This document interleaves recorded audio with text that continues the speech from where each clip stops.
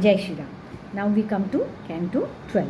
In Canto 12, extolling the virtues of Sri Ram and showing him undeserving of exile, the emperor endeavors to dissuade Kaikeyi from her pertinacity in sending Sri Ram into exile. Quoting the examples of Harishchandra and others, Kaikeyi, however, redoubles her insistence. The emperor, for his part, rebukes her in harsh words and goes the length of falling at her feet in order to bring her round, but in vain.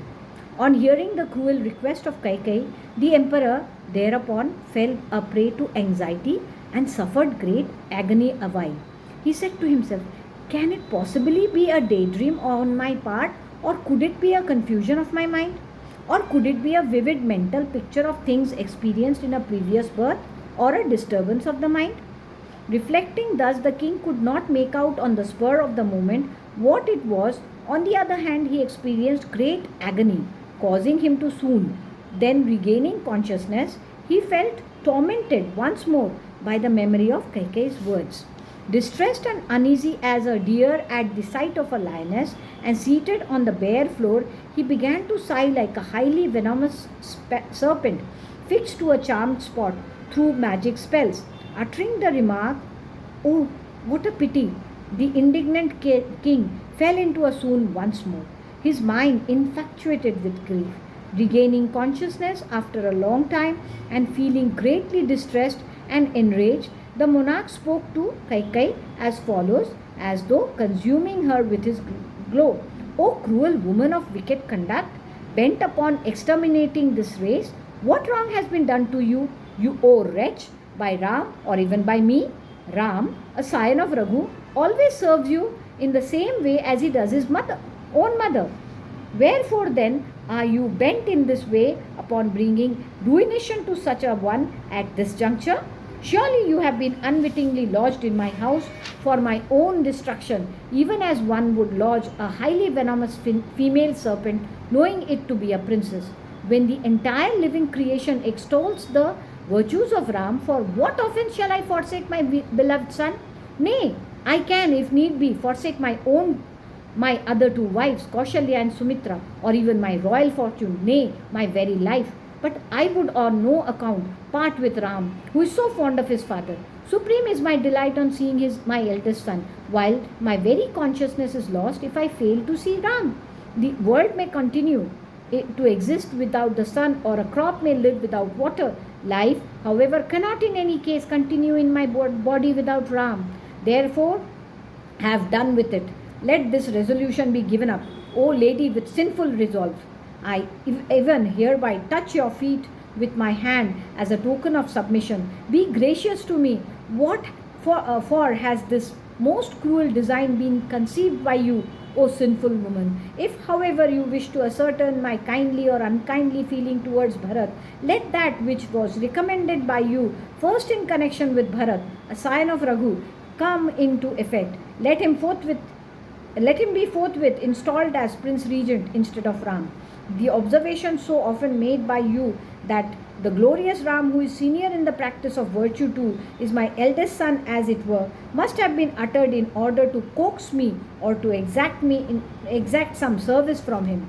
Afflicted with grief to hear of his projected installation, you are severely tormenting me too. Possessed by an evil spirit or in a lonely house, you are subject to the control of another. This very great misfortune, O Queen, has visited the race of Ikshvakus, rich in righteous conduct, due to which your mind has thus been perverted. You did nothing unreasonable or repugnant to me in the past, O large-eyed one. Therefore, I fail to believe what has been done by you today, which I presume is the doing of some malignant spirit. Indeed, Ram, a scion of Raghu, is on a par with the high-souled Bharat to you. For many times have you told me stories illustrating this, O young lady. How have you come to view with favor the banishment for 9 years and 5 of that pious-minded and illustrious Ram, O glorious yet timid lady? How have you come to the view with favor the sojourn of in a most dreadful forest of Ram, who is extremely delicate of body and has given his mind to piety? What for do you view with favor the exile, O fair-eyed lady of Ram, who is so pleasing to look at and is devoted to your service. Ram, the really speaking, ever serves you more than Bharat does. In reality, I do not perceive in Bharat any superiority to Ram in his filial attitude towards you. In fact, who else than Ram, the foremost among men, could do greater service, show greater respect, honor the words of his superiors better, and do their bidding with greater alacrity?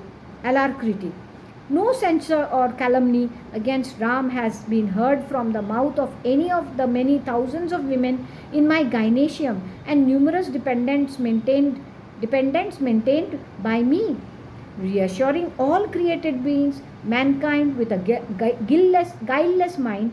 Ram, a tiger among men, wins over the people of his kingdom through oblations of various kinds. The valiant Ram, a scion of Raghu, conquers men by his virtues, the Brahmans through charity, the elders through service, and his enemies on the battlefield with his bow. Truthfulness, charity, asceticism, abnegation, goodwill, purity of body and mind, straightforwardness, learning and service to his elders, these are constantly present in Ram, a scion of Raghu. How do you wish harm, O Queen, to that Ram who is rich in guilelessness, is godlike in appearance as well as in disposition, and glorious as eminent rishis? I do not remember an unkind word spoken to anybody by Ram, who ever speaks kind words to all. As such, how shall I, for your sake, break an unpalatable news to dear Ram? What asylum is there for me other than Ram, in whom there exists forgiveness, asceticism, self-denial, truthfulness, piety, gratitude, as well as harmlessness towards created beings? O Kaikai, you ought to show mercy to me, an old and miserable man who has reached his end and is making piteous entreaties to you again and again. Whatever can be had on the globe, girdled by the ocean, I shall bestow all that on you. But head you not towards a situation ending in death to me. I join my palms before you, O Kaikai, and also touch your feet. Be a protector to Ram, and let not unrighteousness born of my failure to keep my word lay hold on me in this life. To the emperor, who was sore distressed with agony and was wailing as aforesaid, nay, who had fallen unconscious and was helplessly tossing about, overwhelmed as he was with grief, and was praying again and again for being speedily borne across the sea of grief, the fierce Kaikai gave the following fiercer reply. If, having once granted a couple of boons to me, you now repent, how will you be able to proclaim your piety any more on earth, O valiant king? When many an assembled royal sage converse with you about the boons granted by you to me, O knower of what is right, what reply will you make to their questions? Will you then admit that promise made by you to grant the 2 boons already offered by you to Kaikai, by whose grace you survived, and who protected you against the enemies by driving your chariot and removing you from the battlefield and nursing you, has been broken by you? You who having granted boons this very day, O ruler of men, now say contrary things, shall bring a stigma on other kings too of your own race. In the course of dispute between a hawk and a dove, who were no other than Indra, the ruler of gods, and the god of fire respectively, the ruler of the Sibis gave away his own flesh to the bird, which would be satisfied otherwise, and parting with his own eyes, King Alarka attained to the highest destiny. Having given his word of honor to the gods at their entreaty, ocean never transgresses his limits. Therefore, bearing in mind the conduct of your forebears, do not violate the pledge given by you to me. Now I understand the forswearing righteousness and installing Ram on the throne of Ayodhya. You seek to enjoy life with Kaushalya eternally? O foolish king, whether that which has been promised by you to me is unrighteous or righteous, and whether the promise has been made in good faith or it is a mere hoax, there is no going back on it. If Ram is installed as Prince Regent, I shall positively die this very day before your eyes. drinking copious poison in your presence. If I behold Kaushalya accepting greetings with joint palms from the people of Ayodhya as the Prince Regent's own mother, even for a single day, death will be surely preferable to me than such an Aishur. I swear by you, I swear to you by Bharat as well as by my own self that I am not going to be satisfied by anything else than the banishment of Ram. Having uttered this threat, Kaikeyi became silent. So the tradition goes. She made no reply whatsoever to the wailing monarch. Perturbed in mind to hear the most unwelcome proposal of Kaikeyi, demanding the exile of Ram to the forest and sovereignty for Bharat, the king for his part did not open his lips before Kaikeyi. For a while, he kept gazing with unwinking eyes on his beloved queen, who uttered such unpleasant words. The king's joy vanished to hear that terrible proposal, which was so unwelcome to the heart, causing agony and grief, and therefore resembling the thunderbolt. Reflecting on the queen's firm resolve to see Ram exiled to the forest and Bharat installed as Prince Regent, and terrible oath taken by him, and heaving a sigh of despair, he dropped to the ground like a felled tree, uttering the name of Ram. Having lost his mental equilibrium like a madman and getting upset like an ailing man, the emperor lay motionless like a hypnotized serpent. In an afflicted and impatient tone, they say, he spoke to Kaikeyi as follows: By whom have you been taught to pursue this evil which appears to you as worth striving for? Like a woman whose mind has been perverted by some evil spirit, you do not feel ashamed to speak in such an outspoken way to me? I did not know before that seemliness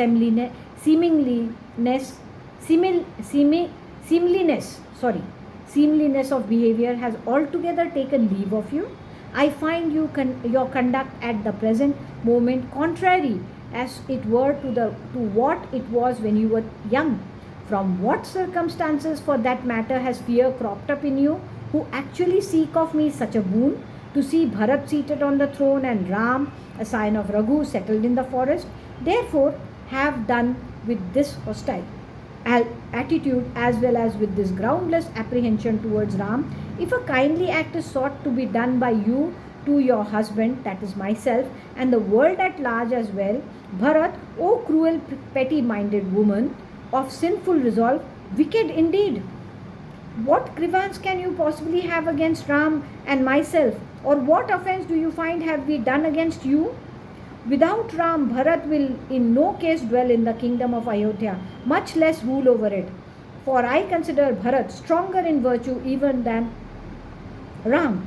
Here, how when the word proceed to the forest have been uttered by me, shall I behold even once the pallor of Ram's face resembling in every way the eclipsed moon? How shall I bear to see my aforesaid scheme of installing Sri Ram as Prince Regent, which was not only well designed but finalized in consultation with my well-wishers, foiled like an army destroyed by armies? The kings assembled from various quarters will say of me, Alas, how did this foolish scion of Ikshvaku rule for such a long time? When many qualified and highly learned elderly men actually inquire of me about Ram, a scion of Kakushta, how shall I then tell them that the boy has been exiled by me, hard pressed as I was by Kaikeyi, yourself?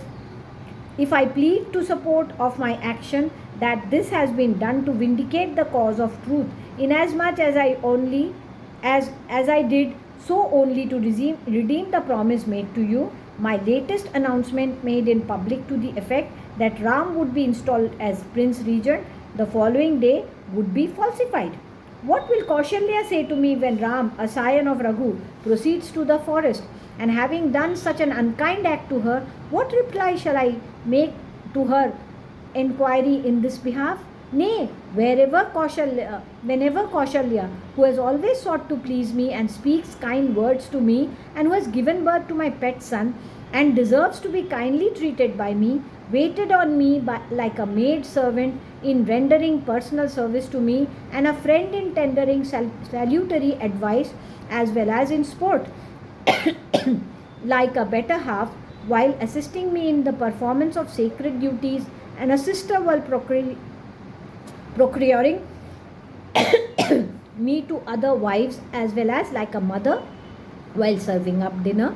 The godly lady was never kindly treated by me for fear of displeasing you. The good behavior which was shown by me towards you at that time stings me now, even as food taken with unwholesome sauces fills an ailing person with remorse. Filled with apprehension about her own sons, Lakshman and Shatrughan, to perceive the I'm sorry ignominy shown to Ram by withholding the office of Prince Regent from him, as well as his exile to the forest, how will Sumitra put faith in me any longer? Alas, with great agony will Sita, a princess of the Videha territory, hear simultaneously of two unwelcome incidents, viz. Of me having met my end, and of Ram having retired to the forest. Alas, like a Kinnar girl bereft of her partner in a flank of the Himalayan range, Sita, a princess of Videha, will spend her life lamenting about me as well as about her husband. Ram, living as an exile in a great forest, and Sita, daughter of the king of Mithila, too weeping due to separation from her spouse, I would under no circumstances survive long. Deprived of your husband, you will as such undoubtedly carry on the administration with your son as the undisputed king. I look upon you, a devoted and comely wife as you are, and ultimately proving to be most disloyal, even as one having drunk wine with poison, though possessing a charming appearance, ultimately concludes it to be noxious. Alas, though you have been talking with me as a friend, coaxing with me with empty blandishments, you have actually killed me, even as a hunter kills a deer after enticing it with melodious sound. Worthy men in the streets will surely stigmatize me, who is going to barter away my pet son for the pleasure of my wife, as an ignoble man, even as they revile a Brahman drinking wine. How distressing, oh, how painful it is for me that I have to put up with your harsh words. Such suffering has evidently been reaped by me as an evil consequence earned in a previous life.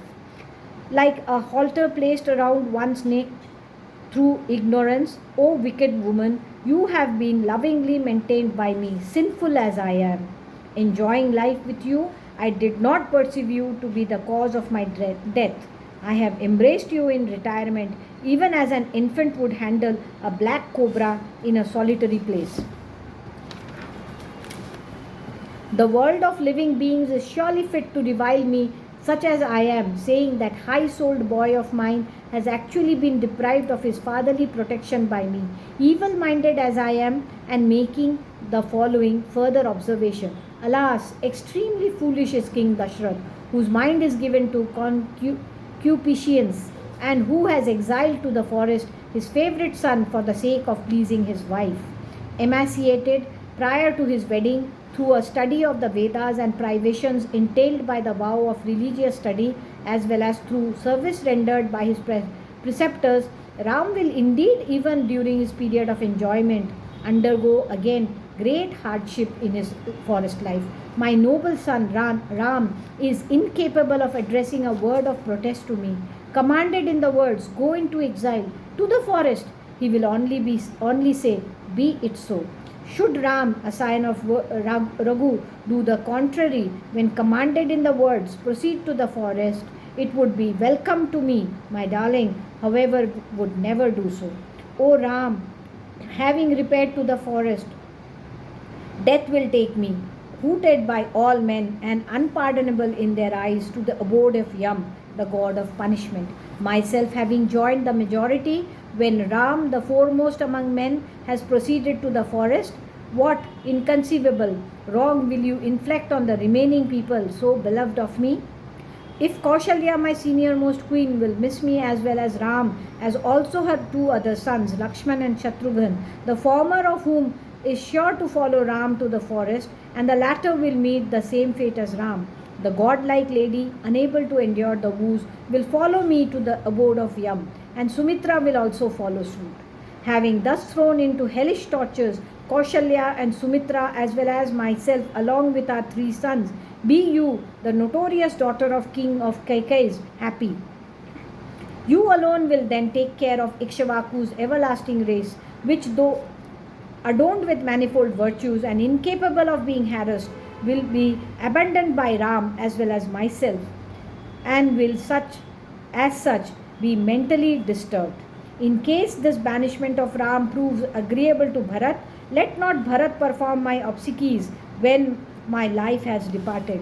When I have joined the majority consequent on Ram, the foremost of men, having proceeded to the forest, you, a widow, notorious as you will be for your act of exiling Ram, will then rule over the kingdom with your son. Through ill luck of mine, O Princess of Kaikeyi, you took up your abode in my palace. This is why ill repute, which is unmatched in the world, and lasting reproach, as well as the scorn of all men, will fall to my share as to a perpetrator of sinful deeds. How, having driven on chariots, ridden on elephants and horses on every occasion he was required to move, will my darling, the powerful Ram, roam about in an extensive forest on foot? How will my son, at whose dinner time cooks wearing gold and bejeweled earrings and full of delight used to prepare food and drinks of various kinds, trying to finish their work before others, actually sustain his life living on alkaline, bitter, and pungent fruits as well as on other wild edibles such as bulbs and roots? Having been clad in costly robes, will Ram, who is deserving of lasting comforts, wear ochre-colored garments? At whose instance has such cruel proposal as the one demanding the exile of Ram into the forest and the installation of Bharat as Prince Regent been put forward by you? Woe unto womankind who are malignant by nature and whose supreme concern is to advance their own selfish interest. I do not speak of all women, but of Bharat's mother alone. O cruel woman of evil intent, given to you the pursuit of your selfish ends, you have been lodged in my house by Providence for causing affliction to me. What mischief you expect through me or through Ram, who has repeatedly been doing good to you? Even fathers who have bestowed their love on Ram are sure to abandon sons in order to be able to follow Ram in his exile, and wives too, their husbands and everything else. Nay, the whole world will be exasperated at the very sight of Ram plunged in adversity in the shape of banishments. I, for my part, rejoice when I behold with my own eyes that son of mine possessing the comeliness of a divine boy and adorned with ornaments, coming to me, and feel rejuvenated as it were in the moment I see him. Active life may be possible even without the sun or even Indra, the wielder of the thunderbolt, not pouring showers. None in the capital, however, can survive on perceiving Ram departing from Ayodhya to the woods. Such is my conviction indeed. I lodged in my house as one would one's own mortal enemy. You who seek my life and are not only unfriendly but positively hostile to me. Alas, through ignorance in your person, a highly venomous female serpent has been embraced so long by me, and therefore I am undone. Devoid of me, as also of Ram and Lakshman, let Bharat along with you rule over the city as well as the state. Having got rid of your relations, husband and stepsons, bring joy to my enemies. O woman of cruel behavior, who have dealt this severe blow in the shape of Ram's banishment at me in my adversity in the form of old age, when you violently utter such words at this place and on this occasion, it is a matter of surprise that breaking into 1,000 pieces, your teeth do not on that account drop down from your mouth. I dare say Ram did not utter any hurtful or unkind word to you, for he does not know how to speak harsh words. How then do you dare find fault with Sri Ram, who invariably speaks pleasing words to all and is ever esteemed by all for his excellences? You may faint or flare or perish by swallowing poison or strangling yourself or enter the bowels of earth, split up into thousands of chasms. I shall never accede to your most cruel demand, which is so prejudicial to me. O disgrace to the king of Kaikes! I do not wish to survive you, who are destructive as a razor, and utter falsely pleasing words, are of extremely malicious intent, nay, the bane of your family, and are intent upon burning my heart along with my vitals, and therefore repellent to my mind. My life cannot be prolonged without my son Ram. How then can there be any happiness for me? How can there be any joy without a son, even to the knowers of the self? Therefore, you ought not to do an unfriendly act to me. O Queen, I even stoop down to touch your feet. Be gracious to me. Wailing like a forlorn child, the said monarch, who had been afflicted in the heart by Kaikai, who had transgressed all bounds of decorum, sank down unconscious like an ailing man, not fully reaching the queen's feet, both of which lay stretched before him. Thus ends Canto 12 in AYODHYAKAND of the glorious Ramayan of Valmiki, the work of a rishi and the oldest epic. Jai Shri Ram.